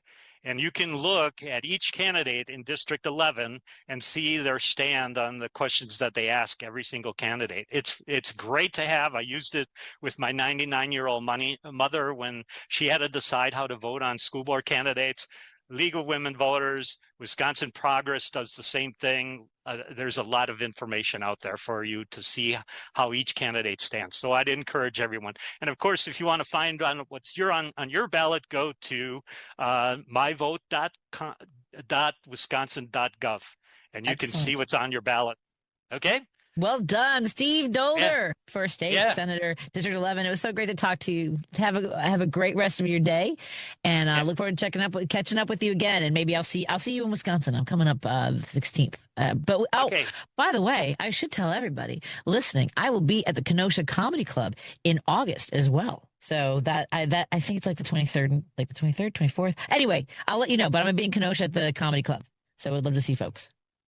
Excellent. Have a great night. More after this on WCPT 820 Heartland Signal, KKNW 1150, KTNF AM 950, and all of our friends tuning in digitally. We'll be right back after this. You're listening to WCPT 820. Here's the latest Chicago weather update. I'm meteorologist Ray Miller in the Weatherology Weather Center. Cloudy skies tonight with temperatures in the mid-60s. Southeast winds at 5 to 10 miles an hour. Sunny Friday with high temperatures near 80 degrees and southeast winds at 5 to 10. Saturday partly sunny with high temperatures in the mid-80s and southwest winds at 5 to 10. Sunday chance of showers and thunderstorms with highs in the low 90s. Monday chance of thunderstorms and high temperatures again in the low 90s. That's the latest Chicago weather update. Right now, it's 76. This is Chicago's Progressive Talk, 820 AM, WCPT Willow Springs, and online at WCPT820.com, where facts matter. Instant Kohl's Cash is powerful. You spend $25 and earn $10 Kohl's Cash to use instantly on nearly everything store-wide. So now you're grabbing new shoes and nodding at your receipt like you negotiated the deal. Plus, Kohl's Rewards members earn 3 times rewards. Get instant Kohl's Cash this weekend at Kohl's. Offer valid July 23rd through 26th. Some exclusions apply. Coupons and Kohl's Cash do not apply to Sephora. See store or Kohls.com for details. Real talent is defined by what people can do, not where they learn to do it. So by stopping at the education section of a resume, you might throw away the perfect hire. Skills First Hiring helps you see talent others miss, like more than 70 million stars, skilled through alternative routes. Let their story unfold and gain a competitive advantage, because hiring managers who start with skills are 60% more likely to find a successful hire. Hire skills first. Learn why at tearthepapperceiling.org. Brought to you by Opportunity at Work and the Ad Council. Everyone needs to take care of their mental health, even running back Bijan Robinson. When I'm on the field and feeling the pressure, I usually just take a deep breath. When I'm just breathing and seeing what's in front of me, everything just slows down. It just makes me feel great before I run the play. Just like Bijan, we all need a strong mental game on and off the field. Make a game plan for your mental health at loveyourmindplaybook.org. Love your mind. Brought to you by the Huntsman Mental Health Foundation, the Arthur M. Blank Family Foundation, and the Ad Council. Alexa, play WCPT. WCPT from TuneIn. You're listening to Driving It Home with Patti Vasquez. Thank you so much for joining us as we continue our drive home here on WCPT 820 Heartland Signal, KKNW 1150 in Seattle, and KTNF AM 950 Minneapolis, St. Paul. Of course, all of our friends who are tuning in digitally on Facebook, YouTube, and now our friends on Substack through Minocqua Brewing Company's publication website. The marketplace. You know what I'm talking about. And for those of you listening in future times, as our friends from Politics Bars call you, thank you for tuning into our podcast available at heartlandsignal.com. We encourage everyone to visit heartlandsignal.com, where you'll also find stories from our newsroom, catching the stories that shape our democracy. I want to get to our next guest. I'm so excited because there's a lot of important races, you know, happening all over the country. Wisconsin's 1st district has been in Republican hands since 1994. You might recall Mr. Paul Ryan, who previously held it, then handed it off to his old aide, Brian Steele. And for a corporate lawyer, Steele has done a real bang-up job looking out for corporations. Last summer, he voted yes on Trump's One Big Beautiful Bill Act. That's the one that pulls $1 trillion out of health care so the wealthiest folks in the country can get a tax cut. And here's what that looks like at the kitchen table. 1 in 5 Wisconsinites are on Medicaid. Nearly 700,000 are on food share. Rural clinics are closing their doors. Our next guest has spent his whole career on the other end of that math. He's an ER nurse. He spent a decade taking care of veterans at the Milwaukee VA. He grew up in a one-stoplight town, put himself through college working 3 jobs, and now he's going after that seat because Brian Steele doesn't even show up to town hall meetings to answer to his constituents. I've been at those meetings, and thank you to our friends in Elkhorn, Wisconsin for putting that together. Ellen Holly working hard. Our friend is on the August 11th Democratic ballot. Mitchell Berman, welcome to Driving It Home. How are you doing today? Hi, I'm doing very good. Thank you so much for having me. Absolutely. So I do want to talk about that town you grew up in with one stoplight. Folks have driven through those towns, you know, and a lot of people consider them just drive-through towns. Tell us about your community. You know, what was that town like for you growing up in? You got it. I mean, I think that, the one thing I learned growing up in a community like that is that everyone helps each other out. It's a place where, kids could be free to, come home when the street lights come on and feel safe. And it was a wonderful place to grow up. And I think that helped instill in me the values of, selflessness and just wanting to help people out, and led me to the career of working in healthcare. Was your family political, though? I mean, because I know that your experience has led you to want to figure out how to help people and where to be in those rooms where decisions are made. Growing up, was your family engaged politically? To be quite honest, they weren't. That was something I kind of really grabbed a hold of in college and later on in life. But I think really my folks were just really concerned with being able to put food on the table. They were working class people. They gave me a wonderful upbringing, but they worked really hard to give me a great childhood and to make sure that they could make ends meet for us. And, I think they instilled in me that hard work ethic that I have today. So. You mentioned that your community informed your decision to become an ER nurse, or to become a nurse to help other people and support others. Do you remember that moment where this was the path to that, was nursing? Yeah. So, I grew up, like I said, in a very small town. I crossed the street from my grandmother, and it was like my second home. And so she developed early onset Alzheimer's. And spent, a lot of the end of her life in a long-term care facility. And I would go and spend time with her there, and ended up befriending a lot of other residents and folks who worked there. And they were like, you're good with just having conversations with people and, playing bingo with the folks there. And they're like, why don't you should think about this as a career. And so at 17 years old, I actually became a CNA and started working in that facility, and changed my life.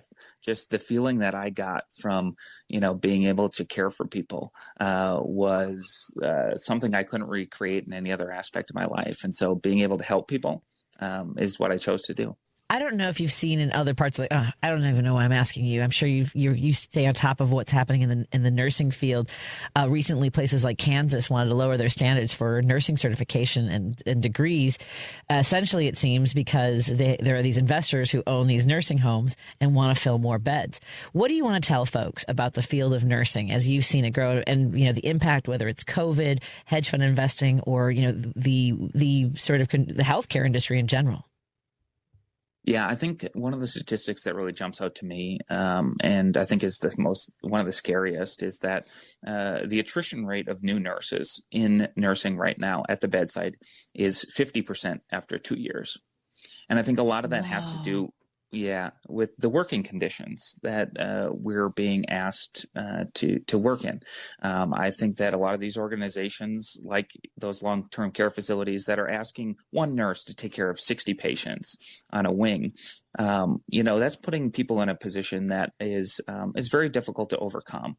And I think that they prey on people who go into the healthcare professions, their compassion, and because we want to be there for our patients. And so we'll do whatever it takes to make sure that they get the care that they need. And that's a lot of times working in conditions that are just really unreasonable and putting people's lives at risk because we're short-staffed or understaffed. And so I think that catches up with folks. And so we need to really do a better job of supporting our nurses and make sure that we have safe nursing ratios. And you are a member of the nursing union where you are, correct? Correct. So, I'm an at-large member. So the current facility that I work at now is not organized. Okay. But I stayed an at-large member of my union that I was at when I was at the VA. So I worked for the VA for 11 years and was a union member there.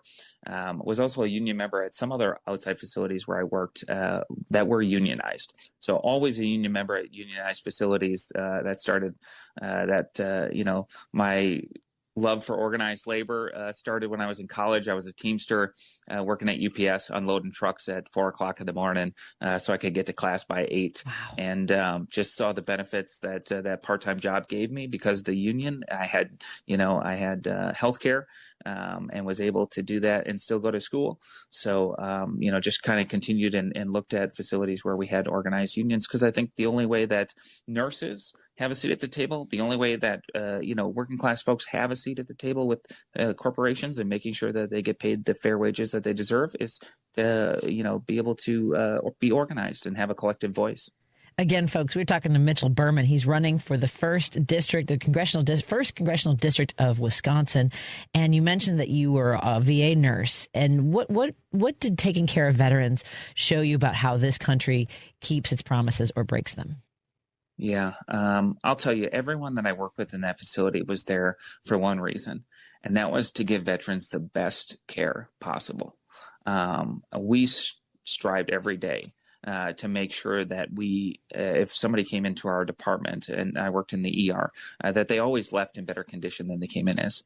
And I think what I really recognized, especially after this administration took over again in January last year, was that a lot of the issues with care at the VA didn't have anything to do with the people at the bedside, but it had to do with policy decisions that were trickling down from Washington and really handcuffing people at the bedside. And so, when this administration took over and DOGE came back in and Elon Musk started indiscriminately firing people at the VA, that's when I really recognized that the only way we were going to improve things for veterans, and not just vets at the VA, but for folks in our communities too, was to have somebody from the ground floor who had seen behind the curtain stand up and fight for it. Yeah. I mean, that's what we all need to do, is roll our sleeves up. And when we talk about, the nursing industry, field industry makes it sound like that's the problem, right? It's a field, it's a calling to a lot of people. And, whether it's the veterans that you've helped, whether it's your grandmother who was in long-term in memory care, one of the things that people have to choose between sometimes is paying for their prescriptions and their rent. When did you stop watching that as enough is enough, and I want to decide to go to Washington? What was that moment for you? Yeah. I'll tell you, it's a culmination, to be quite honest. It is kind of built up over time, and it's gotten to the point where it's like enough is enough. Something has to happen. And, I'll tell you a particular experience that I had. We had, an elderly woman come in who was on a fixed income and was in that same situation where it was like, choose between paying for her medication or pay for her utilities. And, she ended up in our emergency department because her electricity had been cut off and she didn't have lights. And when she got up to go use the restroom in the middle of the night, she fell and injured herself. And so it's situations like that unfortunately are not unique. And, we can do a lot better job in this country of taking care of people. We have money for this directionless war in Iran. We have money for vanity projects in D.C. It seems like we have a lot of money for that sort of stuff. We have money for tax breaks for billionaires, but we don't have money to take care of people. Well, and that's where I push back a little bit. Yeah, no kid. I don't blame you at all, because you are seeing it firsthand. And as I mentioned, that One Big Beautiful Bill Act, which and the efforts to, basically claw back money that is spent on Medicare, on Medicaid, on programs to support people where they are. The billionaires simply keep benefiting from that. And meanwhile, the Wisconsin Health Department says tens of thousands of adults could lose coverage from the new work requirement paperwork alone, right? And we're seeing this all over, not just for health care, but also for SNAP benefits. You've been filling out charts your entire career. What happens when the paperwork itself becomes the thing that keeps sick people from care? Yeah, I think that's a great point. And, for me, looking at the results and the ramifications of that big, ugly bill and the cuts to Medicaid, the loss of the ACA subsidies, understanding that even if you didn't have Medicaid, or even if you didn't get your health care through the ACA, that this is going to affect you. Because like you said, these rural hospitals are at threat of closing. And just for instance, the hypocrisy, Brian Stile and Dr. Oz did a little tour at a hospital in the district in Racine. And that hospital in particular, almost 40% of their patients rely on Medicaid. in order to, get their health care. And those folks are at risk of losing that health care. And that hospital is at risk of having to cut services for everyone. Even if you have Medicare or great insurance, those services may not be available to you because of these cuts that are coming because of the big ugly bill and the loss of the ACA subsidies. I mean, that's the thing is that, tell folks what it means when you don't have access to a hospital nearby, maybe an OBGYN that's an hour or more away for these folks who want to force birth is all I'm saying. Go ahead. Yeah. So I think, again, it's that point of letting people know that I remember a time before the ACA when folks were underinsured and uninsured. And what that does is that leads them to seek care usually later on when they're sicker. And it inundates emergency rooms and it really kind of clogs up the system. And then hospital organizations are left without being reimbursed for very long-term stays, long-term cares. And then they cut services to kind of fill in that gap or to tighten their belts. And so like you said, when they close OB units, when they lose MRI techs, for instance, a facility that I work at, no longer has an MRI tech 24/7 because of these cuts where they're trying to, tighten their belt. That means if you come to my hospital and you're having symptoms of a stroke, we now have to stabilize you and send you to another facility, and that's a delay in care. And that could be the difference between you ever walking again, talking again, or surviving. And so that's what's at risk here. We are talking to Mitchell Berman, who is running for Wisconsin's 1st congressional district, where a Republican has had their hands on it since 1994. First Paul Ryan, now Brian Steele, who doesn't even show up to face his constituents because he has no shame. Or he should be ashamed, and he knows he should be, and that's why he doesn't show up. We'll figure that out some other time. It's not for us to decide. Do you have time for another segment with us, Mitchell? I do. Excellent. Let's take a break here. We'll continue our conversation with Mitchell Berman. Before we do that, while we're on the break, let folks know where they can follow you, get more information about your campaign, website, socials, all the things. Yeah, that's great. You can look us up on Facebook. It's just Mitchell Berman for Congress. And then you can find us online. Our website is bermanforcongress.com. Excellent. We'll be right back with Mitchell in a moment on WCPT 820 Heartland Signal, KKNW 1150 in Seattle, KTNF AM 950 Minneapolis, St. Paul, and of course all of our digital followers, listeners, fans, and those otherwise. Hello, we see you. Well, we don't. You see us. Let's take a break here and continue our conversation in just a moment. Here's a tale of Becky. Didn't know what to do with new meds prescribed and no real cost clue. She squinted at prices, that can't be right. Then tapped GoodRx and saw the light. She could get a deal. Book telehealth if you feel. Learn about those meds without any stress. That one little app does all the rest. Even my horse downloaded it. Dang, save time and money on prescriptions. Check GoodRx. GoodRx is not insurance. Chicago's Progressive Talk, WCPT 820, where facts matter. No detours, no distractions. Just bold ideas and real talk. This is Driving It Home with Patti Vasquez. Thank you so much for joining us. We continue our conversation with Mitchell Berman, who's running for Wisconsin's 1st congressional district, where a Republican has been in control since 1994. We've been talking about his career on the other end of math when it comes to health care and what his experience has been, which informs his campaign and his philosophy in life. And we've talked about your work as a nurse, both in ERs and in VA situations, as well as the care for your grandmother and getting to know patients in memory care facilities. So let's talk about this race now. Steele has had 4 terms. Has he had 4 terms? If he is, it seems to me he's out of step with his district. So why do you think this seat has stayed red since 1994?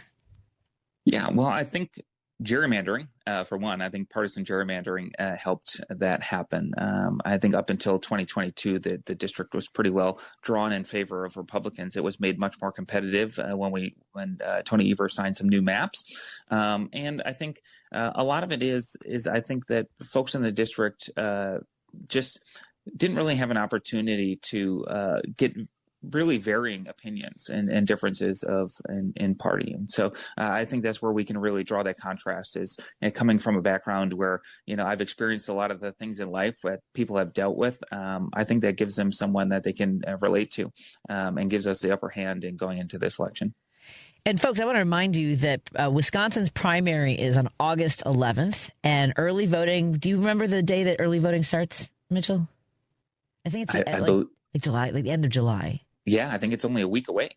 Yeah, I think we got. I just want to make sure folks know to make sure you've got. If you're getting a mail-in ballot, you're going to vote early. All the things. Make sure you check out all the information that you need to have ahead of that. So with this being a red seat since 1994. And I think folks have come close, or I think that there seems to be energy from what I've seen. We created a group called Fibs for Wisconsin. We went door knocking for many candidates so far. And I, when I won't put any thumbs on anything. So whoever is the candidate, I'm sure will be up helping out for the 1st Congressional District. So based on what you're talking, when you're talking to folks, whether it's at the doors, on the phones, at events, what do you feel is different? I think we can speculate this time amongst voters in your area. For sure. I think especially with this administration, I think folks are really starting to feel the ramifications of just the bad policies that Trump has enacted and Brian Style has supported. I think that goes, not only just to the effects of not being able to obtain health care and the cost of health care because of the result of the cuts that were made within the big ugly bill. But I think Donald Trump's blanket tariffs that have caused prices to rise at the store for everyone, this directionless war of choice in Iran, which has caused prices to go up at the gas pump. And I think people are just sick and fed up with the corruption in Washington, just the blatant, sort of enrichment that some of our members of Congress are participating in. And I'll tell you, Brian Style was the 4th most successful member of Congress last year, according to Unusual Whales, and beat the market by almost 63%. Wow. Wow. Yeah. I mean, does that kind of information cut through to folks? I feel like because there's such a flood coming from the other side, like these details don't always cut through the noise. And I think they count on that, right? I think Brian Style in particular does a very good job, if we give him credit for anything, at kind of sugarcoating things and only talking about things that seem like he's doing good deeds for the district. And he's just hoping that no one actually takes a look at his votes and that nobody actually takes a look and sees how well his stock portfolio is doing and who he's working for. If you look at his campaign contributions, he takes a lot of money from corporations, which he then seemingly turns around and writes some pretty beneficial legislation for. And we know that this administration feels threatened by what's happening in Wisconsin because there have been recent visits by both J.D. Vance and Donald Trump. What do you think? I mean, well, first of all, let me ask you, because Wisconsin gets a spotlight from them because they want to continue to control. You have a supermajority of Republicans in the General Assembly. You've got Ron Johnson, one of the most outrageous senators, and because everybody else is so outrageous, it's been quiet for the most part. What in particular, let's say with ICE activity, is that affect? I mean, we know with agriculture, dairy in Wisconsin, what has been the response of neighbors, regardless of their politics, when it comes to immigration? Yeah, 100%. I think the thing that comes is I think if anything, this administration has made it very clear that they are happy with eroding our constitutional rights in this country with massed forces roaming our streets. And I think that's angered a lot of people in our communities because they're seeing what's happening. They're seeing that, they're not going after criminals. They're attacking American citizens in the streets. They're going after members of our community who have lived almost their entire lives here. And I think that's creating an undue amount of stress for folks in our communities. And people are ready for finally getting to the point where we can have some comprehensive immigration, a path to citizenship for folks, some immigration reform, because even the path that exists currently takes too long and puts a lot of people at risk. We also, in addition to all that, with with masked agents and unmarked cars, and now Secretary Homan saying he doesn't know if the two men that were killed within a week had vehicles with lights and sirens. So and then there's no There's so many things. There's so many levels to it. And on top of that, we're seeing across the country, in addition to ICE activity, also data centers. I know that southern Wisconsin, and I know that there are other parts, but in particular in your area, how are they reacting to these data centers? As we know that the drain on natural resources, the impact, like even the sound pollution, all those things. What are the conversations like around data centers? Yeah, that's a huge topic here in our district, and especially after the whole Foxconn debacle that happened here. So a lot of people have a sour taste in their mouth to begin with. And I think the thing is and what I've heard resoundingly throughout the district is that, people don't want these in their backyard. They want to make sure that we have some sort of guardrails in place to make sure that if these data centers do come into Wisconsin, and that's if, right, that there's some sort of protections for our environment, for our air, for our water, and to make sure that they're not coming in at the expense of people in the communities. They shouldn't, ratepayers shouldn't have to worry about their utility costs going up, and we shouldn't be giving tax breaks to these billion-dollar corporations. They certainly should be able to pay their own way and not be doing things on the backs of taxpayers. And I think, one thing that jumps out to me and people have really taken notice of is the fact that Oracle, who's building a large data center here in Wisconsin, took up a lawsuit against the Public Service Commission, who created a new policy which said they would have to sort of bear the brunt of the utility costs for these things. And so they sort of showed their cards that they never really meant to come in and be good members of our community. So that has a lot of people frustrated, and I'm glad to see the amount of people that are coming out and using their voice, because that's what we need to do. And, people ought to have a say of what goes on in their communities. Absolutely. And with we mentioned immigration, how are, in addition to that, there's tariffs, there's the rising costs that you mentioned. How are our friends in agriculture doing in Wisconsin? Very poorly. I'll tell you, our farming friends are getting hit from every direction. And bankruptcies are up 700% in Wisconsin. Whoa. Farm bankruptcies. And so that has to do with the tariffs that have caused fertilizer prices to be through the roof, as well as the war in Iran, causing diesel prices to be up. The tariffs also affected costs for tractor implements and parts. And not only that, but they lost their markets.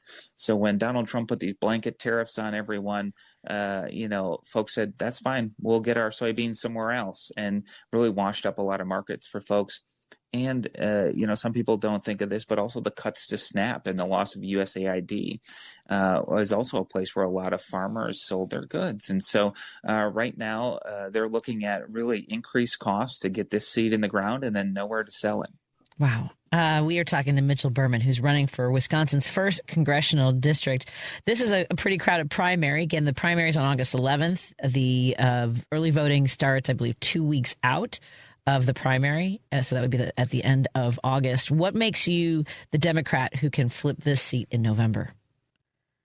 Yeah, I think people are really looking for someone who has some skin in the game and who has experienced the same sort of struggles in life that they have. That way they can look at things sort of through the lens of having walked a mile in their shoes. And, I built my forever home here in a rural aspect of the district. I've chosen to raise my two daughters here, and they go to public school in our communities. My wife and I both work for a local hospital that takes care of people here in our community. And I think, people are really looking for someone who understands what it's like to come from a working class background, who, fears coming up short at the end of the month, wondering if they're going to have enough money to make the rent. And those are all things that I've experienced in my life. And so, when I look at solutions to problems, I take a very pragmatic approach, and a lot of the things that we're dealing with today aren't partisan, right? Being able to make your rent, being able to afford to go to the doctor, looking at the corruption in Washington, those things aren't Democratic or Republican issues. Those are working class issues here for folks in the district. And I think they're looking for someone who comes from a similar walk in life, who they can relate to and advocate for policies that are going to actually just improve their lives here on the ground. Well, thank you so much for getting into the race, for wanting to serve your community beyond the work that you've done in your career. Again, we've been talking to Mitchell Berman, who is running for the Wisconsin 1st Congressional District. You can go to bermanforcongress.com. That's BERMAN for Congress.com. And the social media handles? You can look up Mitchell Berman for Congress at Facebook, and then all of our social media handles are on there as well. Outstanding. Well, go get them. Thank you so much for joining us and telling your story, and again, for running for office to serve your community. It's been great talking to you. Thank you so much, Patti, for having me. Absolutely. Have a good one. Thanks so much for joining us, everybody. It was wonderful to talk to all of our guests today, and great to end with Mitchell Berman. Hope that you guys have a great evening. Talk to you later. Love you, Lady B. Think O'Reilly Auto Parts for all your car care needs. Get the parts and service you need fast from the professional parts people at O'Reilly Auto Parts.